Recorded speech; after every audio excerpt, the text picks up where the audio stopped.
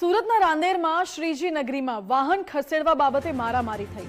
આ ઘટના દરમિયાન રાજુ સોલંકી ગંભીર રીતે ઘાયલ થયા હતા। 3 આરોપીઓએ લાકડાના ફટકા વડે હુમલો કર્યો હતો। પોલીસને આરોપીઓ સાથે બોલાચાલી દરમિયાન ઝઘડો થયો અને ગંભીર રીતે ઘાયલ રાજુ સોલંકીને હોસ્પિટલમાં ખસેડવામાં આવ્યા। સારવાર દરમિયાન રાજુ સોલંકીનું મોત થયું છે। પોલીસે અનિલ અને કાલુ સથેજ શનિ નામના યુવકની ધરપકડ કરી લીધી છે। સમગ્ર મામલે પોલીસ કાયદેસરની કાર્યવાહી હાથ ધરી।